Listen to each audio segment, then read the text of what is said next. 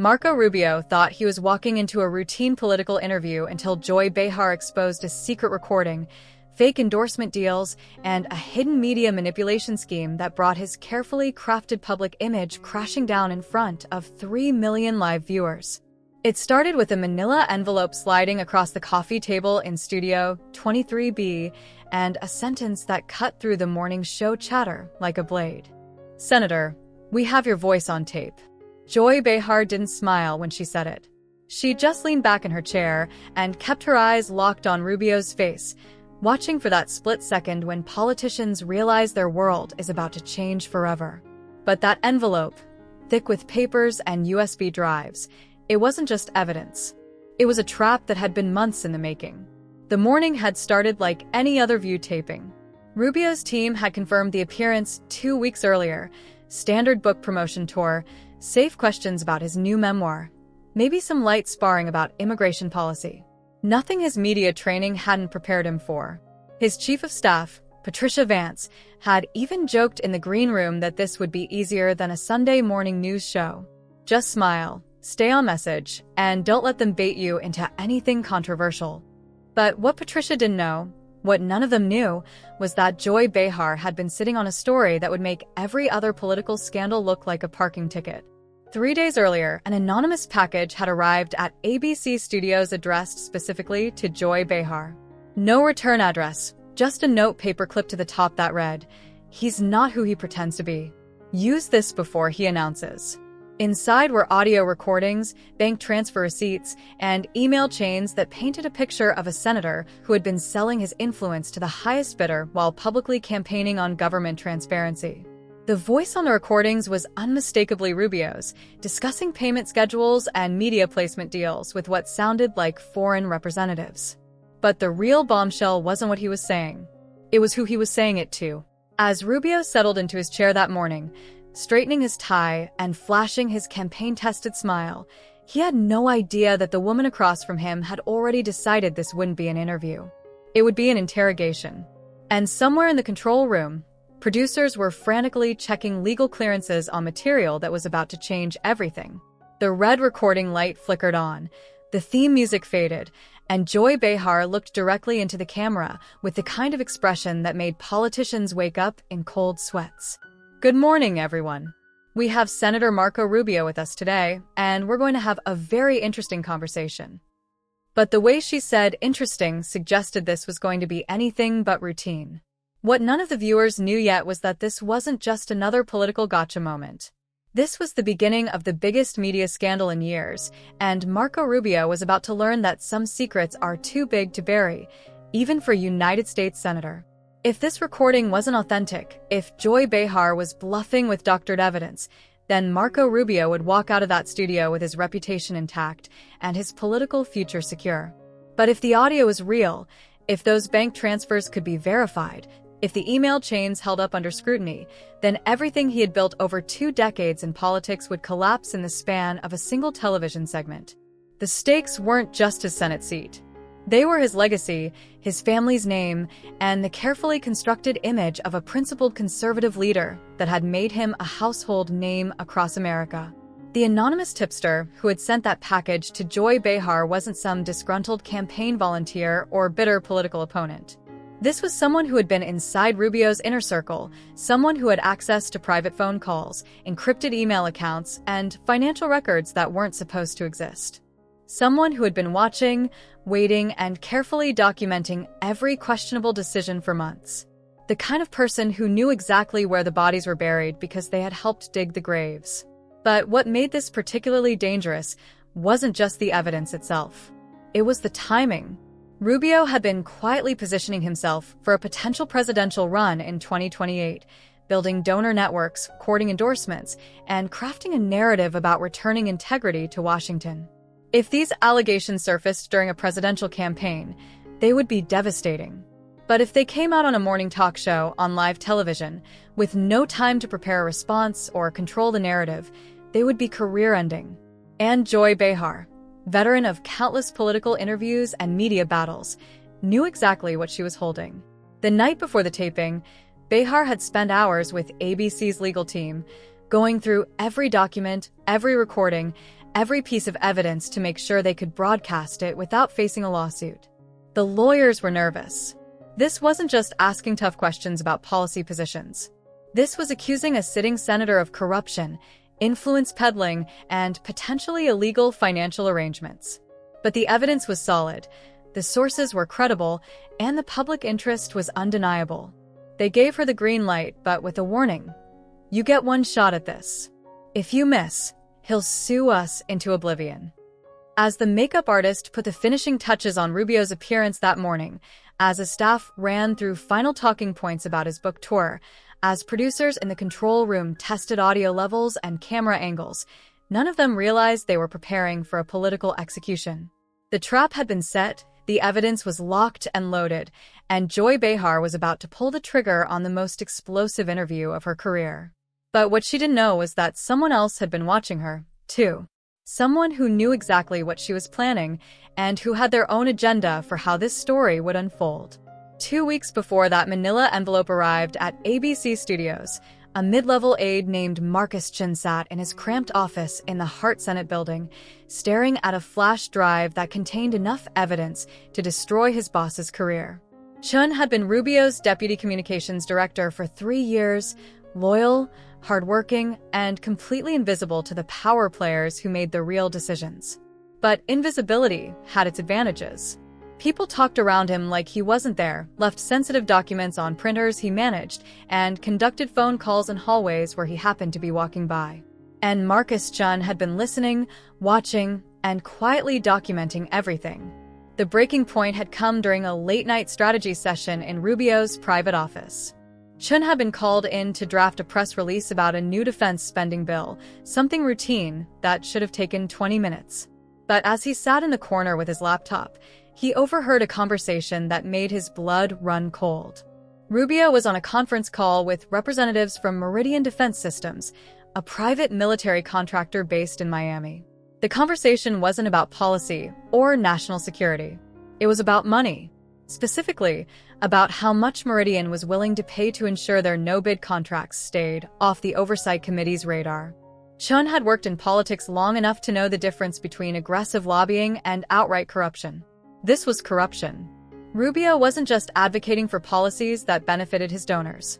He was actively coordinating with them to circumvent congressional oversight, hide financial arrangements, and manipulate media coverage to suppress negative stories.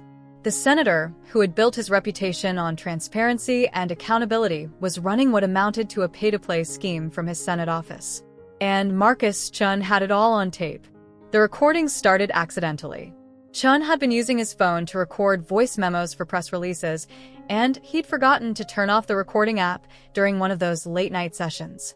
When he listened back later, he realized he had captured something explosive. So he started recording intentionally, carefully, always making sure his phone was positioned where it could pick up conversations without being noticed. Over the course of 6 months, he had accumulated hours of audio that painted a damning picture of a senator who had completely lost his way. But Chun wasn't naive. He knew that coming forward as a whistleblower would end his career in politics. Rubio's team would destroy him, paint him as a disgruntled employee, a liar, someone with an axe to grind. The conservative media machine would tear him apart, and the liberal media would use him as a weapon and then discard him when the story moved on. So he needed a different approach. He needed someone with credibility, someone who could ask the right questions and force Rubio to respond on live television where there would be no spin, no prepared statements, no escape. That's when he thought of Joy Behar. She had a reputation for being tough but fair, for doing her homework, and for not backing down when politicians tried to dodge difficult questions. More importantly, she had the platform and the audience to make this story impossible to ignore. So Chun started planning. He copied files onto encrypted drives, printed documents from secure servers, and carefully built a case that would be impossible to dismiss as partisan politics or personal vendettas. He was about to hand over everything that would end Marco Rubio's career. But he had no idea that his own life was about to become a target. What Marcus Chun didn't realize was that his careful documentation hadn't gone unnoticed. 3 days after he'd recorded the most damning conversation yet, a conversation where Rubio explicitly discussed rerouting campaign funds through shell companies to avoid disclosure requirements. Chen's keycard stopped working at the Hart Building. When he called security, they told him it was a system glitch that would be fixed by morning. But Chen had been in Washington long enough to know that there were no such things as coincidences in politics. That same afternoon, Chen received a call from an unknown number. The voice was calm, professional, almost friendly. "Marcus, this is David from IT security. We've noticed some unusual activity on your work computer. Nothing serious, just some files that were accessed outside normal business hours. We'd like to schedule a meeting to discuss your digital security protocols." Chen's hands went cold. He hadn't accessed anything unusual, and he certainly hadn't done it outside business hours. Someone was watching him, and they were being subtle about it. For now, Chen started varying his routines, taking different routes to work, eating lunch at different times, never staying late in the office. He moved his evidence files to his personal laptop at home, created multiple backups, and started researching how other whistleblowers had protected themselves. But the pressure was mounting. His supervisor, Maria Santos, started asking pointed questions about his current projects, his access to certain files, his interactions with other staff members. Questions that felt less like performance reviews and more like interrogations. The breaking point came on a rainy Thursday evening. Chen was walking to his car in the parking garage when he noticed a black sedan that had been following him for the past 3 days. Same license plate, same tinted windows, always maintaining exactly the same distance. This time, the car pulled up next to him and the window rolled down. The man inside was wearing a suit that probably cost more than Chen's monthly salary, and his smile was the kind that never reached his eyes. "Marcus, we should talk. Get in the car." Chen didn't get in the car. Instead, he pulled out his phone and started recording. The man in the suit chuckled. "That's not going to help you, son. You've been asking a lot of questions lately, accessing files that don't concern you. That's not very team player behavior." The threat was clear even though the words were carefully chosen. Chen backed away slowly, still recording. "I don't know what you're talking about." The man's smile widened. "Sure you do. But here's the thing about information, Marcus. It's only valuable if you're alive to use it." That night, Chen didn't go home. He drove to a hotel in Arlington, paid cash, and used a fake name. He spent the night copying files, uploading encrypted backups to secure servers, and drafting a detailed letter explaining everything he knew. If something happened to him, if he disappeared or had an accident, the evidence would still get out. He was no longer just a whistleblower. He was a man running for his life, and his only protection was making sure that destroying him would be more dangerous than letting him live. The next morning, Chen made the decision that would change everything. He packaged up the evidence, wrote a careful note to Joy Behar, and sent it via courier to ABC Studios. He knew this was his only shot. Once that package was delivered, there would be no going back. Rubio's people would know exactly who had betrayed them, and they would come for him with everything they had. But Chen had reached the point where staying silent felt more dangerous than speaking up. He was about to learn just how wrong he could be. The package arrived at ABC Studios on a Tuesday morning, delivered by a courier who asked specifically for Joy Behar and refused to leave it with anyone else. Joy was in her dressing room, reviewing notes for that day's show, when her assistant knocked and handed her the unmarked envelope. The weight of it surprised her. This wasn't fan mail or a standard press packet. This was something substantial, something that felt important before she even opened it. The note clipped to the front was brief but chilling. "He's not who he pretends to be. Use this before he announces." Joy had been in television long enough to receive her share of anonymous tips, conspiracy theories, and political hit jobs disguised as insider information. Most of it went straight into the trash. But something about this package felt different. The documents inside were professionally organized, cross-referenced, and meticulously detailed. Bank records, email printouts, audio files on USB drives, and a timeline that connected everything with the precision of a legal brief. This wasn't the work of some internet conspiracy theorist. This was the work of someone who had access, someone who understood how to build a case. The first audio file made her sit up straight. It was Marco Rubio's voice, clear and unmistakable, discussing payment schedules with someone who introduced themselves as a representative of Meridian Defense Systems. The conversation was carefully coded, but the meaning was obvious to anyone who understood how Washington really worked. The committee review is next month, Rubio was saying. We need to make sure the right people are asking the right questions. The response was equally clear. Senator, we appreciate your guidance. The consulting fee will be processed through the usual channels. Joy spent the next 4 hours going through every document, every recording, every piece of evidence. She called in her producer, Maria Rodriguez, and together they started fact-checking names, dates, and financial transactions. The offshore accounts were real. The shell companies existed. The timeline matched up with key votes and committee decisions. This wasn't just a smoking gun. This was an entire armory of evidence that painted a picture of systematic corruption at the highest levels of government. But Joy knew that having evidence and being able to use it were two different things. She called ABC's legal department and scheduled an emergency meeting. The lawyers were initially skeptical, then concerned, then quietly excited as they realized what they were looking at. This is legitimate, the lead counsel told her after 3 hours of review. But it's also dangerous. If you're going to do this, you need to do it right. No mistakes, no ambiguity, no room for him to claim he was taken out of context. The next step was setting the trap. Joy's team reached out to Rubio's office, ostensibly to invite him for a routine interview about his new book. The senator's staff was eager to accept.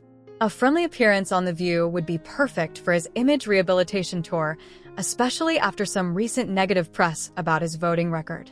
They had no idea they were walking into an ambush.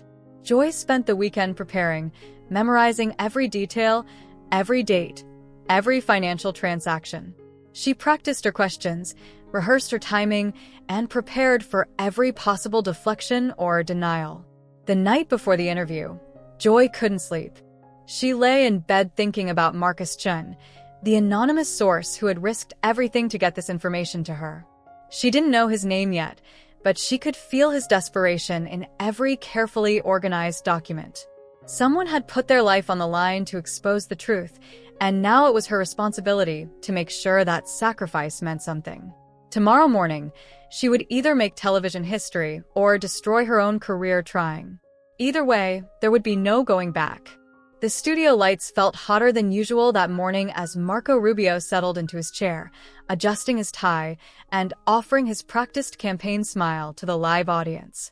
The View's iconic table stretched between him and the 5 hosts, but his focus was entirely on Joy Behar, who sat directly across from him with a manila folder resting casually beside her coffee mug. The red recording light blinked on, signaling they were live to 3 million viewers, and Rubio felt the familiar surge of confidence that came with being in his element. He had no idea he was about to walk into the most devastating 15 minutes of his political career. "Good morning, Senator Rubio," Joy began, her voice warm but with an edge that made the other hosts glance sideways. "Thank you for joining us today. I know you're here to talk about your new book, but I hope you don't mind if we start with something a bit more current." Rubio's smile tightened slightly, but he nodded. "Of course, Joy. I'm always happy to discuss the issues that matter to the American people." Joy opened the manila folder and pulled out a single sheet of paper. "Speaking of issues that matter, I'd like to ask you about Meridian Defense Systems." The name hit Rubio like a physical blow. His practiced smile faltered for just a split second, but it was enough. Joy caught it, the cameras caught it, and 3 million viewers saw a United States senator's face change from confident to terrified in real time. "I'm sorry, what about them?" he managed, his voice slightly strained. Joy leaned forward, her eyes never leaving his face. "Well, Senator, I have some very interesting audio recordings of conversations between you and Meridian executives. Conversations about consulting fees, committee reviews, and making sure the right people ask the right questions." The studio fell silent except for the hum of the cameras. Rubio's media training kicked in automatically. "Joy, I'm not sure what you think you have, but I can assure you that all of my interactions with defense contractors are completely above board and properly disclosed." But his voice lacked conviction, and sweat was beginning to form on his forehead despite the studio's air conditioning. Joy smiled, the kind of smile that made politicians wake up in cold sweats. "Senator, I don't think I have anything. I know I have something. Would you like to hear it?" Without waiting for an answer, Joy pressed play on a small digital recorder. Rubio's own voice filled the studio, clear and unmistakable. "The committee review is next month. We need to make sure the right people are asking the right questions. The usual arrangement should cover it." The blood drained from Rubio's face as he heard his own words played back on live television. The other hosts sat in stunned silence, realizing they were witnessing political history in the making. Joy stopped the recording and looked directly at the senator. "Would you like to explain to our viewers what the usual arrangement refers to, Senator?" Rubio's mouth opened and closed several times, but no words came out. His carefully crafted political persona was crumbling in real time, and there was nowhere to hide. Finally, he found his voice, but it was shaky and desperate. "Joy, this is clearly some kind of edited recording taken out of context. I don't know where you got this, but I can assure you." Joy cut him off with a wave of her hand. "Senator, I have bank records showing $2.3 million in payments from Meridian to your shell companies over the past 18 months. I have emails discussing how to hide these payments from disclosure requirements. And I have more audio recordings where you explicitly discuss steering contracts to companies that pay you." The studio erupted. Audience members gasped, the other hosts leaned forward in shock, and Rubio looked like he was about to be sick. His chief of staff, watching from the green room, was already on the phone with damage control specialists, but there was no controlling this. This wasn't a political gotcha moment or a tough interview. This was a public execution, broadcast live to millions of Americans who were watching their senator exposed as a corrupt fraud in real time. And Joy Behar wasn't finished yet. Joy reached into her folder and pulled out a thick stack of documents, spreading them across the table like a poker player revealing a royal flush. "Senator, these are bank transfer records from Cayman Islands accounts linked to your wife's consulting firm. The same accounts that received payments from not just Meridian Defense Systems, but also from Apex Solutions, Northbridge Security, and Titan Logistics. All companies that received no-bid contracts after your committee votes." Rubio's hands were visibly shaking now, his political composure completely shattered.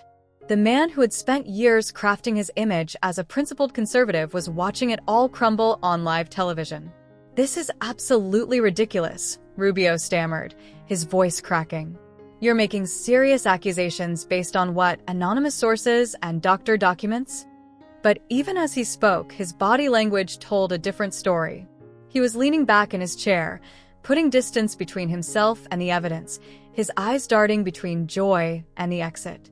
The confident senator who had walked into the studio 20 minutes earlier was gone, replaced by a cornered animal looking for an escape route that didn't exist.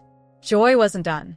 She pulled out another device, this one larger than the first recorder. "Senator, I want to play something else for our viewers. This is a phone conversation from 3 weeks ago between you and someone who identifies himself as Viktor Petrov, a representative of Eastern European defense contractors." The name alone made Rubio's face go white. Eastern European defense contractors meant foreign influence, potentially illegal foreign payments, and the kind of scandal that didn't just end careers but sent people to prison. The recording began to play, and Rubio's voice filled the studio again. "Victor, the timing is perfect. The new appropriations bill includes the provisions we discussed. Your associates will be very pleased with the opportunities this creates.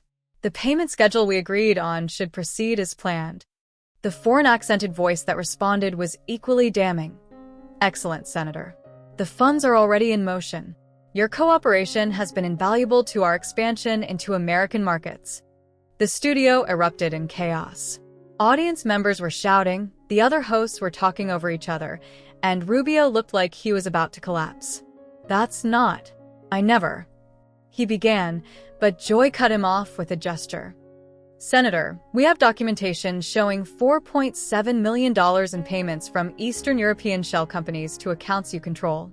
We have emails discussing how to hide these payments from federal oversight. And we have testimony from a whistleblower who worked in your office and documented everything." For the first time since the interview began, Rubio stood up from his chair. His face was red, sweat was pouring down his forehead, and his usual political composure had completely abandoned him. "I don't have to sit here and listen to this character assassination," he shouted, his voice echoing through the studio. "This is a hit job, a partisan attack designed to destroy my reputation." But his protests only made him look more guilty, more desperate, more like a man who had been caught red-handed. Joy remained calm, almost serene, as she delivered the final blow. "Senator, in addition to the financial evidence and the audio recordings, we also have video footage of you meeting with foreign representatives at a private club in Miami. Video that shows briefcases being exchanged, documents being signed, and handshakes that sealed deals worth millions of dollars." She paused, letting the weight of her words sink in. "Would you like to see that footage, Senator? Because I think our viewers deserve to know exactly who they elected to represent them." The question hung in the air like a guillotine blade. Rubio stood frozen, his mouth opening and closing like a fish out of water, his political career ending in real time on live television. He knew there was no recovery from this, no spin that could save him, no damage control that could repair what had just been shattered. The only question now was whether he would try to fight or simply surrender to the inevitable destruction that was about to consume everything he had built. What happened next became the most replayed political moment in television history. Marco Rubio, the polished senator who had survived countless interviews and political battles, completely lost control in front of 3 million live viewers. His face turned crimson, his hands clenched into fists, and when he spoke, his voice was a mixture of rage and desperation that no amount of media training could have prepared him for. "You want to destroy me?" he screamed, pointing an accusatory finger at Joy. "You want to end my career with lies and fabricated evidence? I won't let you do this." Joy remained perfectly calm, her voice steady and professional as chaos erupted around her. "Senator, are you saying these bank records are fabricated? Are you claiming that's not your voice on these recordings?" Her composure only seemed to enrage Rubio further. He began pacing behind his chair like a caged animal, his carefully styled hair now disheveled, his expensive suit wrinkled from stress sweat. "I'm saying this is a witch hunt, a coordinated attack by the liberal media to take down a conservative voice." The other hosts watched in stunned silence as one of the most powerful men in American politics had a complete breakdown on live television. Whoopi Goldberg finally found her voice. "Senator, if this evidence is false, surely you can provide documentation to refute it." But Rubio was beyond rational discourse now. He whirled around to face the cameras directly, his eyes wild and unfocused. "This is what they do to people who fight for conservative values. They manufacture scandals, they pay off witnesses, they create fake evidence." Joy pulled out her phone and began scrolling through what appeared to be text messages. "Senator, while you're speaking, I'm receiving word that the FBI has just executed search warrants on your Senate office, your Miami home, and your wife's consulting firm. They're also freezing the offshore accounts we discussed." The news hit Rubio like a physical blow.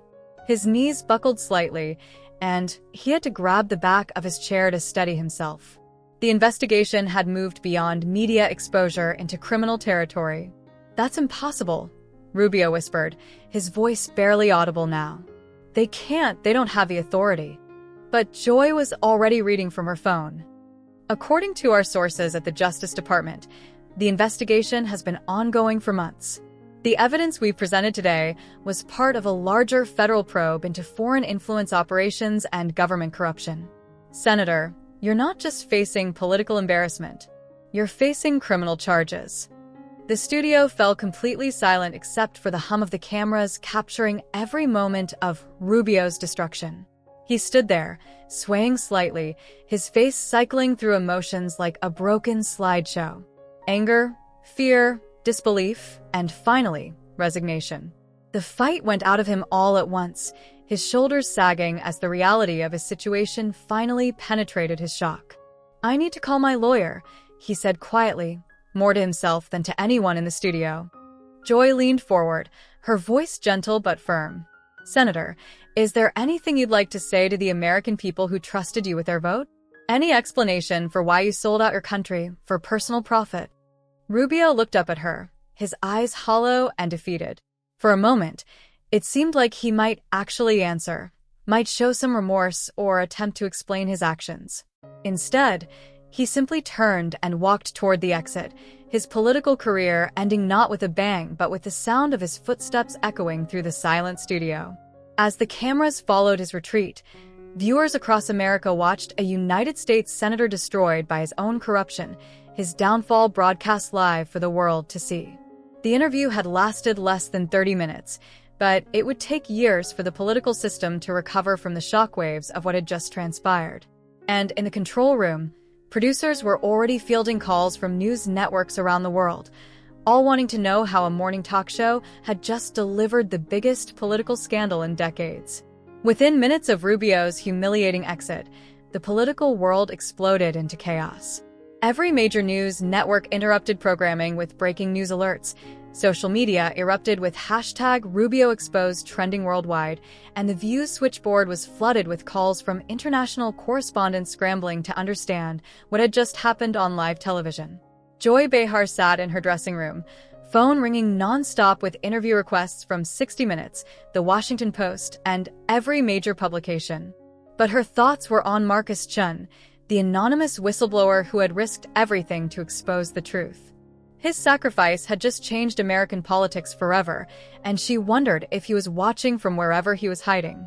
In the Hart Senate building, FBI agents were boxing up files from Rubio's office, seizing computers, and interviewing staff members who looked like they were attending a funeral. His chief of staff was on the phone with crisis management specialists, but there was no managing this crisis. The evidence was too overwhelming, the visual of his meltdown too damaging, and the criminal investigation too far advanced. Senate Majority Leader Chuck Schumer called an emergency meeting within 2 hours. The footage of Rubio's breakdown was playing on every screen in the Capitol, and the implications were staggering. Republicans were distancing themselves from Rubio as quickly as possible, while Democrats were calling for immediate investigations into every defense contract he had ever influenced. The financial markets responded with panic. Defense contractor stocks plummeted as investors realized that years of no-bid contracts might be under federal investigation. Meridian Defense Systems saw their stock price drop by 30% in a single day, and trading was eventually suspended. The companies that had paid Rubio for access were now toxic assets. But the most shocking development came within hours of the broadcast. 3 more senators' offices were raided by federal agents. The investigation wasn't limited to Marco Rubio. The FBI had been building a case against an entire network of corrupt politicians, and Joy's interview had provided the public justification they needed to move forward with arrests. By evening, the story had gone global. International news outlets were covering the scandal as evidence of systemic corruption in American democracy.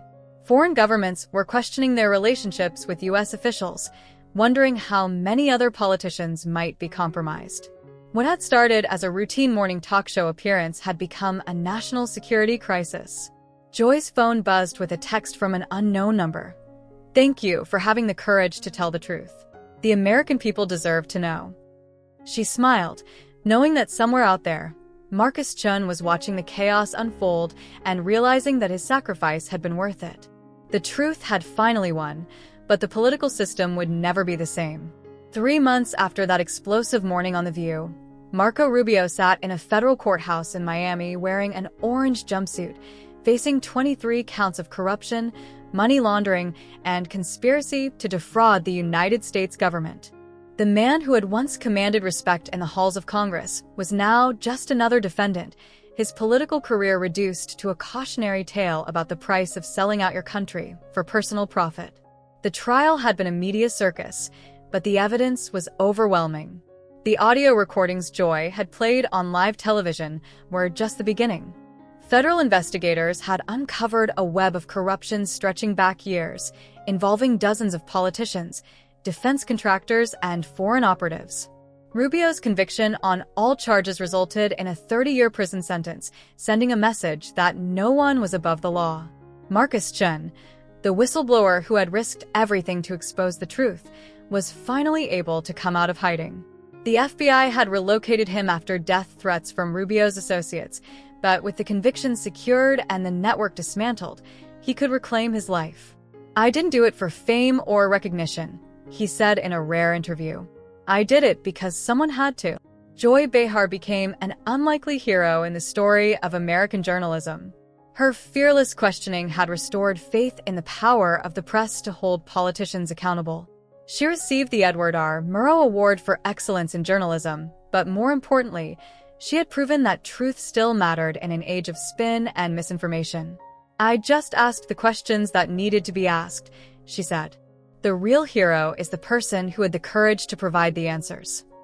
The broader investigation that Rubio's exposure had triggered led to the prosecution of 12 other politicians, the dissolution of multiple defense contracting companies, and the implementation of the strongest government ethics reforms in decades. The Foreign Influence Transparency Act was passed with bipartisan support, requiring real-time disclosure of all foreign contacts and financial arrangements. But perhaps the most important outcome was the restoration of public trust in democratic institutions.